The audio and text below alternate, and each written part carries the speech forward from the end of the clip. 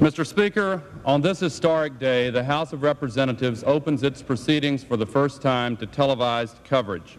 Television will change this institution, Mr. Speaker, just as it has changed the executive branch. But the good will far outweigh the bad.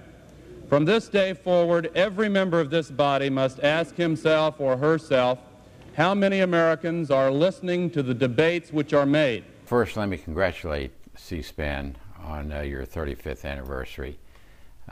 Yes, I was in Congress then. I recall it very well, especially the games that used to be played when Tip O'Neill was Speaker and Newt Gingrich was the leader of the minority at that time, in using C-SPAN and trying to embarrass the other side, I guess, was the games that were played.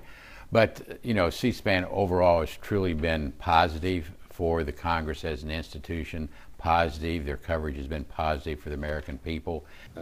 TV coverage of the debate on the House has made the Congress more responsible and given the public an opportunity to follow what's being said on the House floor. I think it's been a major plus.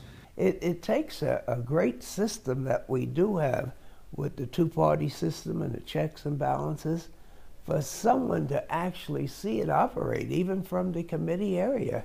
I think it's the best education that America can get about its government.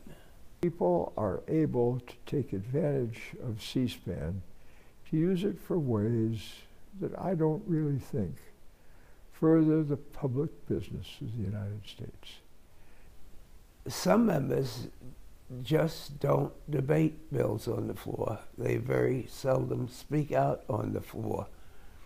And others have taken advantage of their skills in order to share what their beliefs are about a piece of legislation.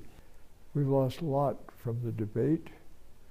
We've lost a lot in the way of, I think, sincerity by a lot of the members who are here for speaking on TV. You know, it used to be, now it's always, will the gentleman yield? Will my good friend yield? And really they're saying, well, the rotten SOB, will you just shut up? But because they're on the camera. And it doesn't take much whispering in the ear of a member that may get too emotional to say, hey, your mom's watching, or the American people are watching. And that will tone it down back to where it should be, a good, respectable debate rather than a raucous debate. So it serves a positive manner in that way as well, and of educating the American people. So that's one of the challenges I think the public has, is what they're seeing is really not a reality. It's not real in the sense the truthfulness is not there.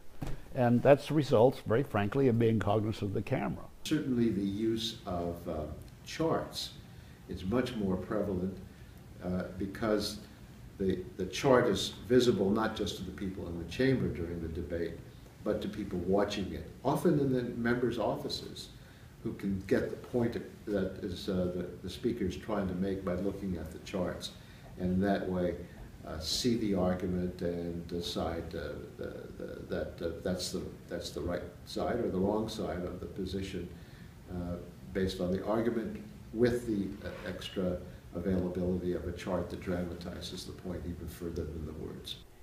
It's an exciting thing for the public. There's just no question about it.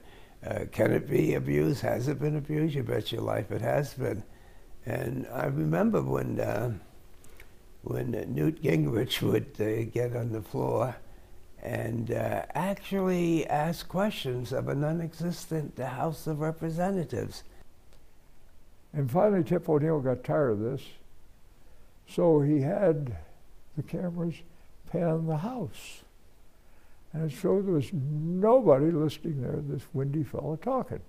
I think it's the epitome of an open press, especially where so many people have different ideas about what members of Congress do, and everything is supposed to be done in the back room, and no one knows how a provision got into the bill.